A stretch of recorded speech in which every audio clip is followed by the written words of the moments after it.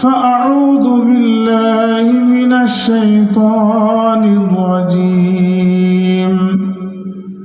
بسم الله الرحمن الرحيم. فمن الناس من يقول ربنا آتنا في الدنيا وما له في الآخرة من خلاق ومنهم من يقول ربنا آتنا في الدنيا حسنة وفي الآخرة حسنة وقنا عذاب النار. وقال صاحب القرآن صلى الله عليه وسلم: من ولد له مولود فليحسن اسمه وأدبه وإذا بلغ فليزوجه فإن بلغ ولم يزوجه فأصاب إثما فإنما إثمه على أبيه أو كما قال عليه الصلاة والسلام. سبحانك لا علم لنا إلا ما علمتنا إنك أنت العليم الحكيم. প্রিয় হাজিরিন, আচ্ছা বলেন তো, একজন মানুষকে যদি বলা হয় যে আপনি আপনার জীবনের প্রয়োজনীয় যা আছে সবকিছু আল্লাহ তাআলার কাছে চান, মনে করেন আপনাদেরকে বলা হলো, তাহলে একজন মানুষ আল্লাহ তাআলার কাছে যদি চাওয়া শুরু করে, তার জীবনের যত প্রয়োজন আছে সমস্ত প্রয়োজনগুলি বলার জন্য তার শব্দ, তার বাক্য, এটা কি কম হবে না বেশি হবে? এটা আল্লাহ তাআলা আমাদেরকে আমাদের হাতে ন্যস্ত করেননি, কারণ মানুষ হিসেবে অনেক জিনিস আছে চাইতে আমরা ভুলে যাব। এই জন্য আল্লাহ রাব্বুল আলামিন তিনি আমাদের পক্ষ থেকে আল্লাহ তাআলা বলছেন যে তুমি শুধু একটা কথা বলবা, একটা। হযরত আলী রাদিয়াল্লাহু তাআলা বলেন, এই কথাটা যদি কারোর কবুল হয় আল্লাহ তাআলা তাকে 7টি জিনিস দেবেন। আপনি বলবেন কয়টা? একটা। হযরত আলী রাদিয়াল্লাহু তাআলা বলেন আল্লাহ তাআলা তাকে দেবেন কয়টা? 7টা। এমন 7টি জিনিস দেবেন, এই 7টি জিনিসের মধ্যে আপনার জন্ম থেকে মৃত্যু পর্যন্ত যা প্রয়োজন সবকিছু এর ভিতরে ঢুকিয়ে দেবে ইনশাআল্লাহ। তাহলে অনেক লম্বা করে, অনেক সময় ব্যয় করে, অনেক কষ্ট করে, অনেক লিখে, বক্তব্য দিয়ে সবকিছু চাওয়ার প্রয়োজন নাই। আল্লাহ রাব্বুল আলামিন সূরা বাকারার মধ্যে বলেছেন, ফামিনান নাসি মান ইয়াকুলু রাব্বানা আতিনা ফিদ দুনিয়া। এই পৃথিবীর মধ্যে এমন কিছু মানুষ আছে যে মানুষগুলি আল্লাহ তাআলার কাছে শুধু দুনিয়া প্রার্থনা করে, আল্লাহ তাআলা আমাকে দুনিয়া দিয়ে দাও। قال رسول الله صلى الله عليه وسلم والله, নবীজি হাদিসের শুরুতে আল্লাহ তাআলার নামের কসম করছেন। মুসলমান বন্ধুরা আমার, নবীজির 63 বছর জিন্দেগির মধ্যে কখনো নবীজি মিথ্যা কথা বলেননি। নবীজি কখনো মিথ্যা কথা বলেননি। এই সার্টিফিকেট শুধু মুসলমান নয়, সমস্ত কাফের মুশরিকরা পর্যন্ত নবীজির ব্যাপারে বলতো। সহিহুল বুখারীর মধ্যে এসেছে, নবী আলাইহিস সালাতু ওয়াস সালাম মতামত জানতে চাইলেন। সমস্ত মানুষ, কাফের মুশরিক মুসলমান সকলে বলল, মা জাররাবনা আলাইকা কাদিবান, ওগো রাসূল কোনদিন আপনাকে আমরা মিথ্যা বলতে শুনি নাই। শুধু মুসলমান বলে নাই, সমস্ত কাফের মুশরিক পর্যন্ত বলছে, মা জাররাবনা আলাইকা কাদিবান, ওগো রাসূল কোনদিন আপনাকে মিথ্যা বলতে শুনি নাই। আমার রাসূল এত সত্যবাদী মানুষ, ওই মানুষটার বর্ণনা করার জন্য কসম করার কোনো প্রয়োজন নাই। আছে একজন মানুষ তার কথার গুরুত্ব বোঝানোর জন্য কসম ব্যবহার করে, নবীজির কথার গুরুত্ব বোঝানোর নতুন কোনো প্রয়োজন নাই। কিন্তু নবীজি এমন একটা উদাহরণ পেশ করবেন যে উদাহরণ অনেক মানুষের বুঝে আসবে না। এই জন্য নবীজি শুরুতে কসম ব্যবহার করেছেন, ওয়াল্লাহি মাদ দুনিয়া ফিল আখিরা। মুসলিম শরীফের মধ্যে নবীজি বলেন, আখিরাতের তুলনায় দুনিয়া কত ছোট তোমরা জেনে রাখো। ইল্লা মিসলু মা ইয়াজআলু আহাদুকুম ইসবাহু ফিল ইয়ামি ফালয়ানজুর বিমা ইয়ারজিউ। নবী আলাইহিস সালাতু ওয়াস সালাম বলেন, কোন মানুষকে যদি বলা হয় তুমি প্রশান্ত মহাসাগরের পাড়ে দাঁড়াও, পৃথিবীর মধ্যে আটলান্টিক মহাসাগরের পাড়ে দাঁড়াও, কোন মানুষকে যদি বলা হয় তোমার একটা আঙ্গুল সমুদ্রের পানির মধ্যে ডুবাও, এরপরে তুমি আঙ্গুলটা উপরে তোলো, তোমার আঙ্গুলের কতটুকু পানি সমুদ্র থেকে উঠে আসবে আর কতটুকু পানি থাকবে বলেন তো দেখি? কতটুকু উঠে আসবে আর কতটুকু থাকবে? তাহলে যেই মানুষটা বলে আমি শুধু দুনিয়া চাই, তাহলে সে কতটুকু জিনিস পাবে? কতটুকু? এই যে সারা পৃথিবীর মধ্যে বিল গেটস, ইলন মাস্ক, যত কোটিপতি আছে সমস্ত কোটিপতি দুনিয়াতে যদি সম্পদ পেয়ে যায় কতটুকু পাবে? এক ফোঁটা, এই পানির সমতুল্য। আল্লাহ তাআলা বলেন ঠিক আছে আমি তাকে অতটুকু দিয়ে দেব। ওমা লাহু ফিল আখিরাতি মিন খালাক, কিন্তু ওই লোকটা শুধু দুনিয়া চেয়েছে, এই জন্য আখিরাতে আমি তাকে কিচ্ছু দেব না। তাহলে ওই মানুষটি বুদ্ধিমান না বোকা যে এক ফোঁটা পানি নিল, গভীর সমুদ্রের পানিকে অবজ্ঞা করে ফেলে দিল? এই মানুষটি বুদ্ধিমান না বোকা? কেমন বোকা? তাহলে আমরা তো সকলেই বোকা। বুদ্ধিমানকে আল্লাহ তাআলা বলছেন وَمِنْهُمْ مَنْ يَقُولُ رَبَّنَا آتِنَا فِي الدُّنْيَا حَسَنَةً। দুনিয়ার জিন্দেগিতে এমন কিছু মানুষ আছে যারা বলে আল্লাহ তাআলা দুনিয়াতে আমরা হাসানা চাই। কি চাই?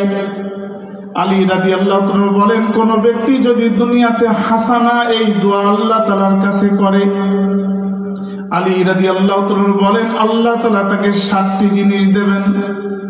আপনি চালেন হাসানা, দোয়ার মধ্যে নামাজের বাইরে আমি আপনি দোয়া করি কিনা? দুনিয়ার জীবনে আল্লাহ তাআলা যাকে 7টি জিনিস দান করেছেন আপনি জেনে নেবেন আল্লাহ তাআলা আপনার রব্বানা আতিনা ফিদ দুনিয়া হাসানাত দোয়াকে কবুল করে নিয়েছেন। আমার উদ্দেশ্য এই তাফসীর করে না, উদ্দেশ্য সামনে আছে। আলী রাদিয়াল্লাহু তাআলা বলেন হাসানার দোয়া কবুল হওয়ার 1 নম্বর আলামত হলো ইবাদাতুস সালিহিন। কোন মানুষকে যদি আল্লাহ তাআলা নেককার মানুষের মতো আমল করার তৌফিক দান করেন তাহলে দুনিয়ার জিন্দেগিতে তার এই হাসানার দোয়াকে আল্লাহ তাআলা কবুল করে নিয়েছেন। আপনার 24 ঘন্টার জিন্দেগির মধ্যে যদি নেক মানুষের মতো, আল্লাহওয়ালা মানুষের মতো, সাহাবায়ে কেরামের মতো, শামসুল হক ফরিদপুরি রহমতুল্লাহ আলাইহির মতো, আশরাফ আলী থানভী রহমতুল্লাহ আলাইহির মতো নেক আমলের মাধ্যমে যদি আমার আপনার জিন্দেগি অতিবাহিত হয়, আলী রাদিয়াল্লাহু তাআলা বলেন আল্লাহ তাআলা ওই বান্দার হাসানার প্রথম দোয়াটার অংশকে আল্লাহ তাআলা কবুল করে নিয়েছেন। এটাও আমার আজকে আলোচনার অংশ নয়। 2 নম্বর, আল্লাহ তাআলা যদি কোনো মানুষের হাসানার দোয়াকে কবুল করেন, 2 নম্বর নিয়ামত হলো আল্লাহ তাআলা তাকে একজন নেক সন্তান দান করেন। কি করেন? যা রব্বানা আতিনা ফিদ দুনিয়া হাসানা, এই দোয়াটা কবুল হওয়ার 2য় আলামত হলো আমাকে আপনাকে আল্লাহ তাআলা একটা নেক সন্তান দান করেন। সন্তান জন্মগ্রহণের পরে কোনোদিন নেক হয়ে জন্মগ্রহণ হঠাৎ করে না, এটাকে ধীরে ধীরে তাকে নেকের পথে অতিবাহিত করতে হয়। প্রিয় হাজিরিন, আজকে আমার আলোচ্য অংশ হচ্ছে এটা। আজকে প্রত্যেকটা বাবা মার একটা পেরেশানি যে আমার সন্তান নেক না, হুজুর আমার সন্তানের জন্য একটু দোয়া করেন। প্রত্যেকটি মানুষের অভিযোগ সন্তানের ব্যাপারে, বাবা মা বিভিন্ন বড়দের কাছে অভিযোগ করে। হযরত ওমর রাদিয়াল্লাহু তাআলা আনহুর খলিফাতার জামানায়, খেলাফতের জামানায় একজন বাবা যে বলছে যে আমিরুল মুমিনিন, যেই সন্তানের জন্য আমি এত পরিশ্রম করি সেই সন্তান আমার কথা মান্য করে না, আমার আদেশ মেনে চলে না, আপনি যদি আমার সন্তানকে একটু উপদেশ দিতেন। ওই সন্তানের বাবা আমিরুল মুমিনিন হযরত ওমর রাদিয়াল্লাহু তাআলা আনহুর কাছে গেছেন যে আমার সন্তানের জন্য একটু আপনি দোয়া করেন। হযরত ওমর রাদিয়াল্লাহু তাআলা বলছেন যে তোমার সন্তানকে আমার কাছে নিয়ে আসবেন। নিয়ে গেছেন, খুব ভালো করে খেয়াল করবেন।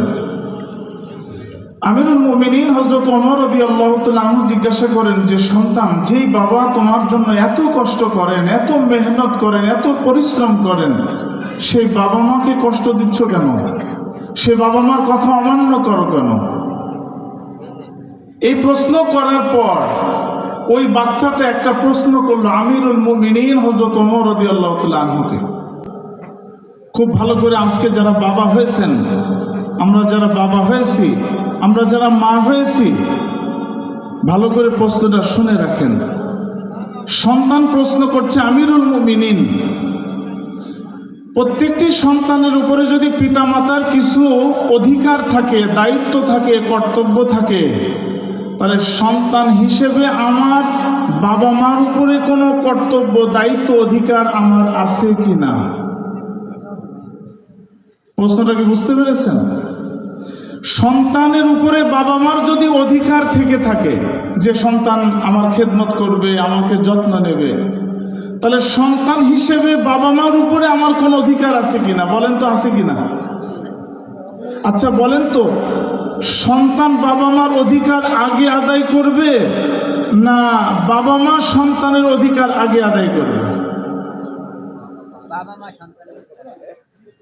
কারণ সন্তান তো বাবা মার অধিকার আদায় থেকে শিক্ষা গ্রহণ করে ভবিষ্যতে সন্তান তার বাবা মার অধিকার আদায় করবে। কি every action is equal to opposite reaction, এটাই তো নিয়ম।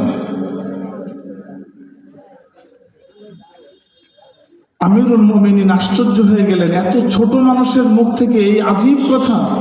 তিনি বলেন, হ্যাঁ, প্রত্যেকটা সন্তান তার বাবা মার উপর অধিকার আছে। তো আমিরুল মুমিনিন জিজ্ঞাসা করছেন, আচ্ছা বলো তো, একজন সন্তান তার মা বাবার উপরে কি কি অধিকার? সন্তান 2-3টা কথা বলেছেন, কিন্তু আমি আপনাদের সুবিধার জন্য হাদিসের জখিরা থেকে আমি 10টি পয়েন্ট খুঁজে পেয়েছি, এর বাইরে আমি পাইনি। একটা বাবা মা যদি 10টি অধিকার সন্তানের সঠিকভাবে আদায় করে, আপনি লিখে নিতে পারেন। ওই সন্তান যদি পরীক্ষা হিসেবে আল্লাহ না রাখেন, ইনশাল্লাহ ওই সন্তান কোনোদিন আপনার বিরুদ্ধে যাবে না। ওই সন্তান কোনোদিন আপনাকে বলবে না কিয়ামতের ময়দানে, আল্লাহ আমার বাবা মার কারণে যে আজকে আমি জাহান্নামে যাচ্ছি, আল্লাহ আমাকে যে পরিমাণ আযাব দেওয়া হবে আমার আব্বা আমাকে তার থেকে দ্বিগুণ পরিমাণ দেবেন, কারণ তাদের কারণে আমি জাহান্নামী হচ্ছি। এ কথা সেদিন সন্তান বলবে না, যদি কোনো বাবা মা তার সন্তানের 10টা অধিকার আদায় করে। আমিরুল মুমিনিন জিজ্ঞাসা করলেন, বলো তো সন্তান, একটা সন্তান তার বাবা মার উপরে সর্বপ্রথম কি অধিকার আছে?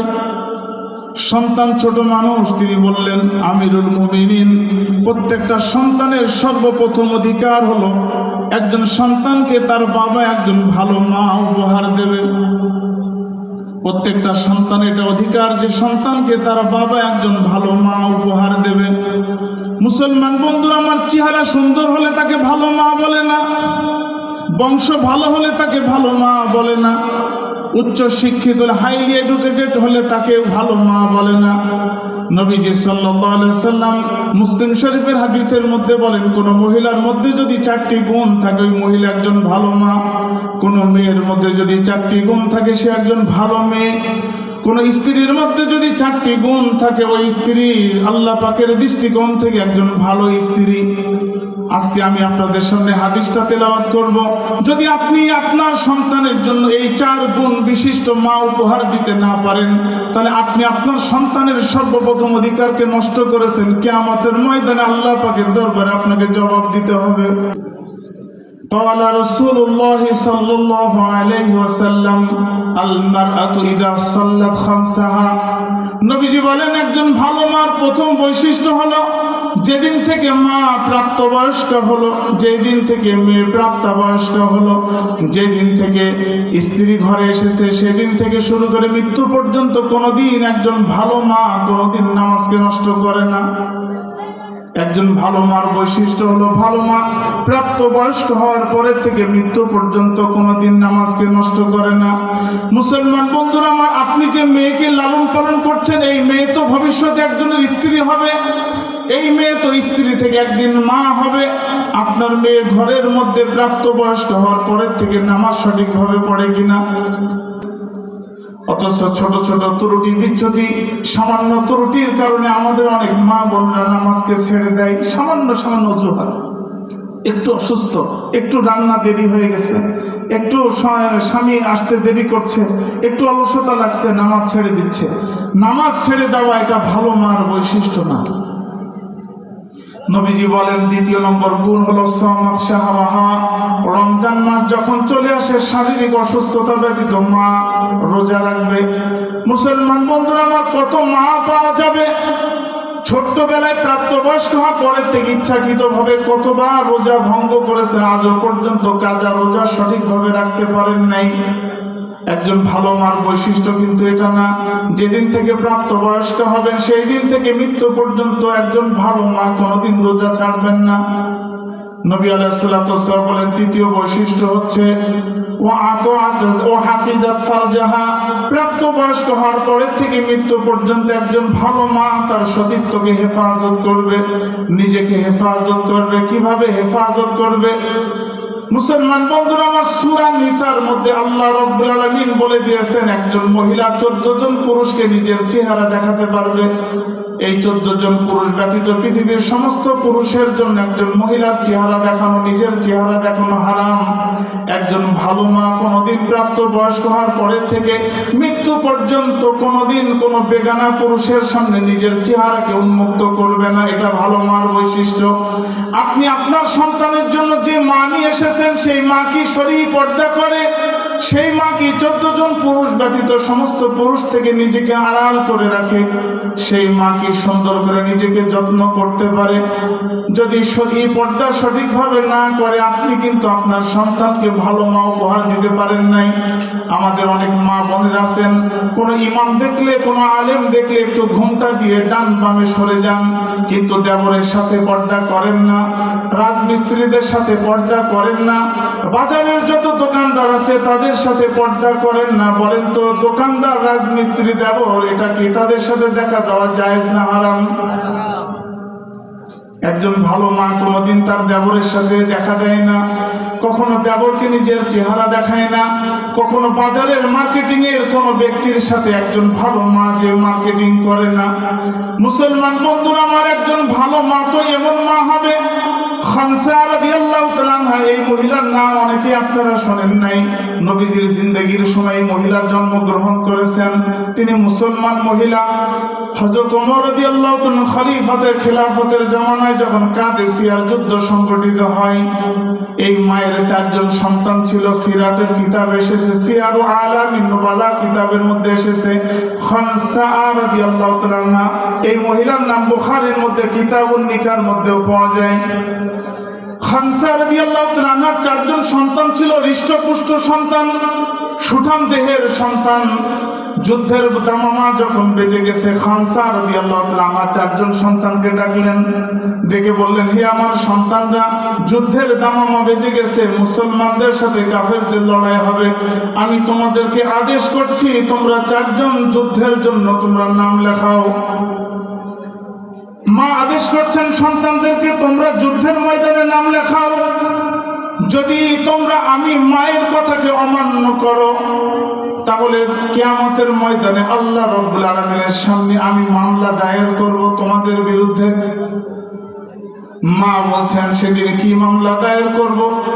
মা বলছে, মা বললেন, সেদিন আমি আল্লাহ তাআলার কাছে বলবো, আল্লাহ, যে সন্তান আমার গর্ভ 9 মাস 10 মাস পর্যন্ত কষ্ট দিয়েছে, দুনিয়াতে আসার পরে 2 বছর পর্যন্ত যে সন্তান আমার দুধ পান করেছে, এই সন্তানকে আমি যুদ্ধের ময়দানে যেতে বলেছিলাম, আমার কথা সন্তান শোনে নাই। আল্লাহ রাব্বুল আলামিন, আমি সন্তানের কাছে আমার দুধের বদলা নিতে চাই।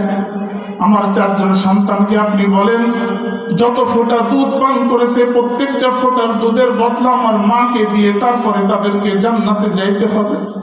প্রিয় ভাইরা আমার আপনার মা যদি কিয়ামতের ময়দানে দুধের বদলা চান, পৃথিবীর কোন মানুষ আছে মায়ের দুধের বদলা দিতে পারেন? পারবেন কেউ?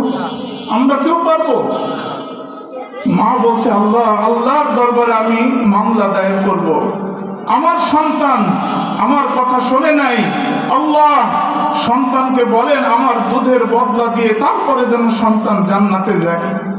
চারজন সন্তান বলছে, মা কোনোদিন তোমার দুধের বদলা আমরা দিতে পারবো না, মা অবশ্যই আমরা যুদ্ধের ময়দানে যাব। চারজন সন্তান যুদ্ধের ময়দানে গেছেন, চারজন সন্তান শহীদ হয়েছেন। বলেন সুবহানাল্লাহ। মায়ের সামনে সন্তানের লাশকে রাখা হয়েছে, কাফনের কাপড় মোড়ানো। মা এক একজন সন্তানের মাথা থেকে চেহারা থেকে কাপড় সরাচ্ছেন, আর মা মুস্কি হাসছেন।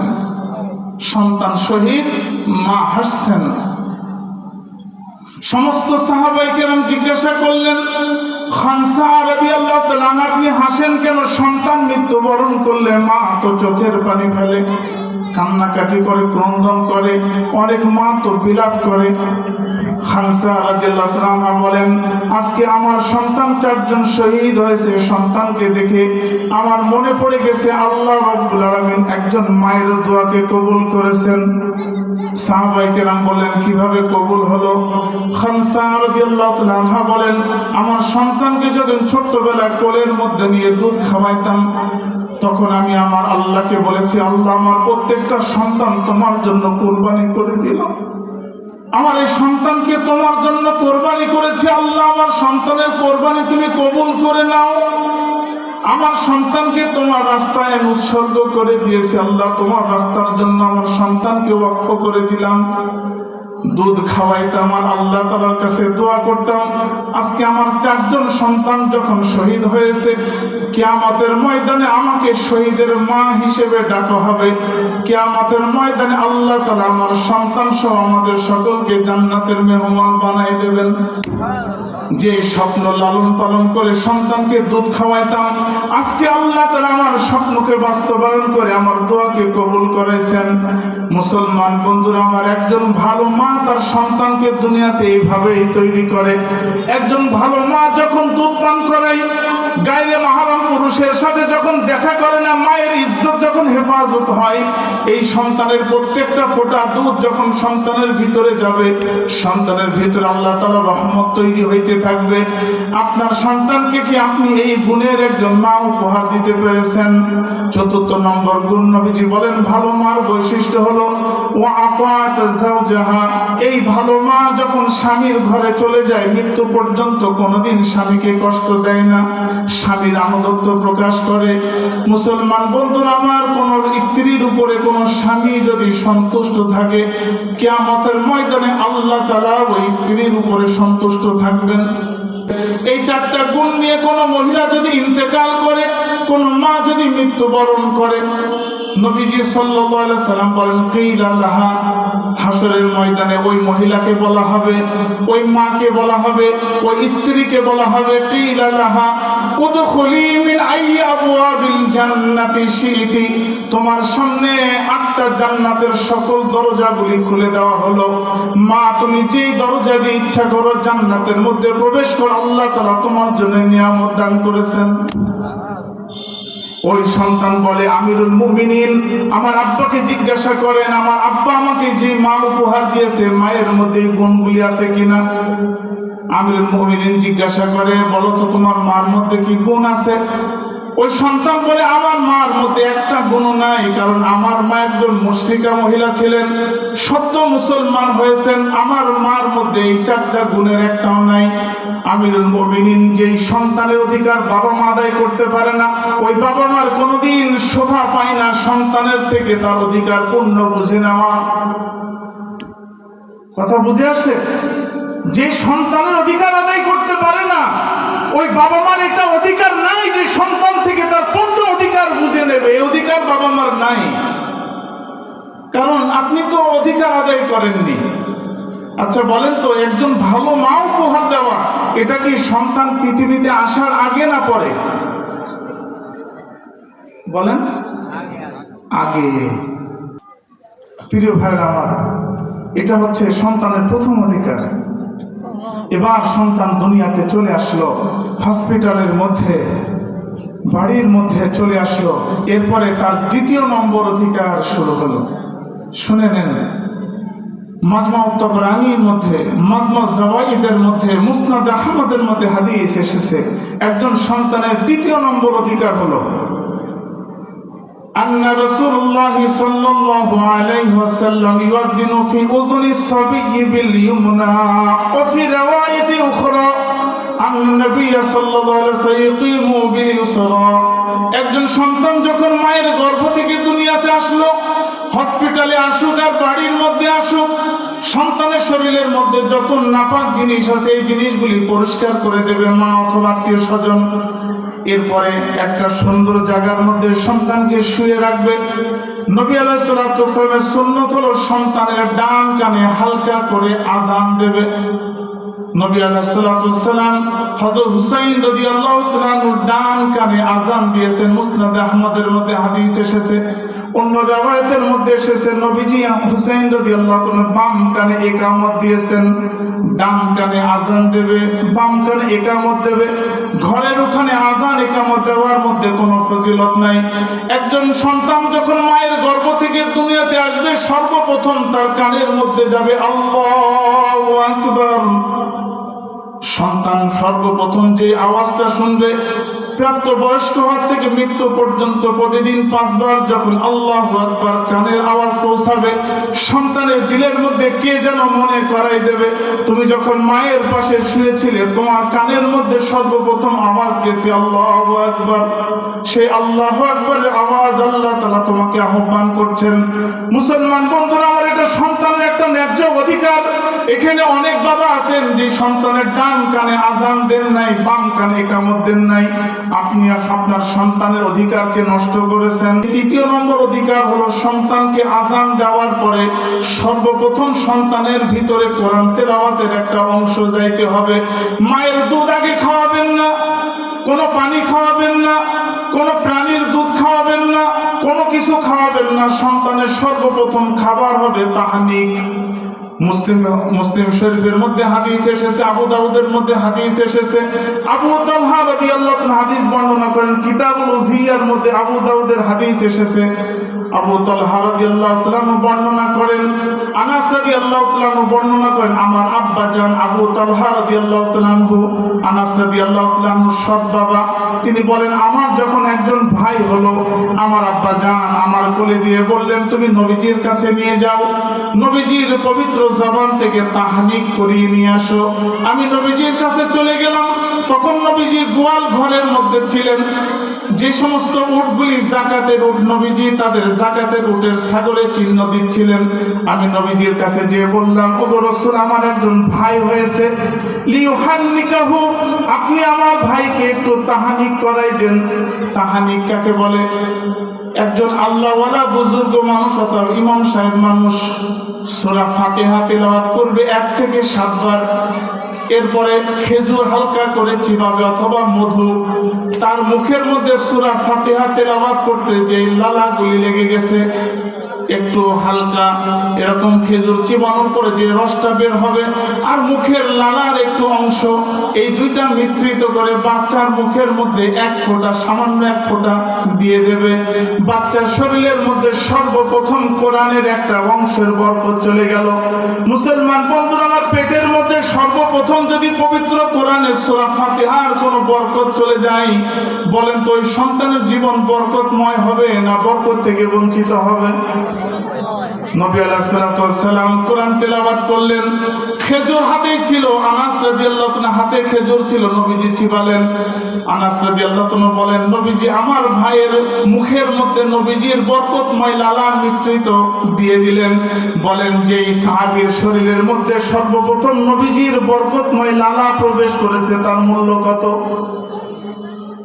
এখানে অনেক বাবা মা আছেন যাদের সন্তানের এই তৃতীয় নম্বর অধিকার এখন আপনি আদায় করতে পারেন নাই। এসব হিসাব করলে দেখা যাবে সব ভুল, সব ভুল, সব নষ্ট। সন্তান বাতাস থেকে আল্লাহর ওলি হয় না, আসমান থেকে ওলি হয়ে পড়ে না। সন্তানকে আল্লাহর ওলি বানাইতে হয়, তৈরি করতে হয়, তাকে ধীরে ধীরে স্টেপ বাই স্টেপ তৈরি করতে হয়। তৃতীয় নম্বর, আপনাদের কষ্ট হচ্ছে নাকি? আমি শেষ করে দেব ইনশাআল্লাহ। চতুর্থ নম্বর অধিকার, সন্তানের জন্য সুন্দর একটা নাম রাখা। কি রাখা? নামের দুইটা জিনিস আছে। একটা হচ্ছে নামটা ভালো কিন্তু অর্থের কোনো বাস্তবতা নাই, এটা এক হিসেবে ভালো। অর্থাৎ নামটা ভালো কিন্তু নামের মধ্যে কোনো দোয়া নাই, কোনো কল্যাণ নাই, কোনো সুন্দর আপনার কল্যাণ সূচক কোনো বাক্য নাই, এটা এক হিসেবে ভালো। আর সব থেকে ভালো দোয়া হলো, নাম হলো যে নামের মধ্যে কি আছে? দোয়া আছে, দোয়া। পারেন কি না? এই জন্য শুধু নাম ভালো হলে হবে না, নামের মধ্যে অর্থ ভালো হইতে হবে। নামের অর্থ যদি খারাপ হয়, ওই বাচ্চার সারাটা জীবন তার উপরে প্রভাব পড়বে। তার দলিল সহিহ বুখারীর মধ্যে চলে যান, কিতাবুত তিব অধ্যায়ের মধ্যে হাদিস এসেছে। রাসূলুল্লাহ সাল্লাল্লাহু আলাইহি সাল্লামের কাছে একজন সাহাবী এসেছেন। নবী আলাইহিস সালাতু ওয়াস সালাম জিজ্ঞাসা করছেন, তোমার নাম কি? সাহাবী বলছেন, আমার নাম হচ্ছে হাজন। হাজনুন, টেনশন, পেরেশানি, মুসিবত। আচ্ছা বলেন, কোন মানুষের নাম কি টেনশন হয়, পেরেশানি হয়? এটা কি নাম? এটা আজীব নাম। নবী আলাইহিস সালাতু ওয়াস সালাম বলছেন, না না, একজন মানুষের নাম কি টেনশন হয়, পেরেশানি হয়? এরকম হয়? কোন নাম হয়? তুমি নামটা পরিবর্তন করো, তুমি নামটাকে পরিবর্তন করে দাও। এখন ওই ব্যক্তি বলছে যে আমার বাপ দাদা রেখেছেন, আমি কিভাবে পরিবর্তন করি? এই কথাটা কিন্তু আপনারাও বলেন। আমার মাদ্রাসার মধ্যে যে ছাত্রদের নাম সুন্দর না, যেমন শাহিন, এটা কোনো ইসলামী নাম না, আমি এই নাম পরিবর্তন করে দিচ্ছি। যে তুমি গ্রামে যে ডাকে ডাকুক, মাদ্রাসায় তোমার একটা ভালো নাম থাকবে। আমি লিখলাম সাজিদুর রহমান, আমি লিখে দিচ্ছি, তোমার নাম হবে সাজিদুর রহমান, রহমানের দরবারে সেজদাকারী। শাহিন টাহিন চলবে না। নবীজি সাহাবীকে বললেন, তোমার নাম সঠিক না, এটাকে চেঞ্জ করো। এখন ওই সাহাবী বলছেন, ওগো রাসূল, আমার বাপ দাদা রেখেছেন, আমার বংশের লোক সব করে রেখেছে, আমি কিভাবে পরিবর্তন করি? তো নবী আলাইহিস সালাতু ওয়াস সালাম বললেন যে তুমি সাহালুন রাখো, সাহালুন, সহজ সরল ভালো। তো বলছে যে ওগো রাসূল, আমার আব্বা আম্মা কষ্ট পাবে, দাদা দাদি কষ্ট পাবে। তো রাবী বর্ণনা করেন যে নবীজি যে নামটাকে পরিবর্তন করতে বলেছেন কিন্তু সাহাবী পরিবর্তন করেনি, তার নামের অর্থ হচ্ছে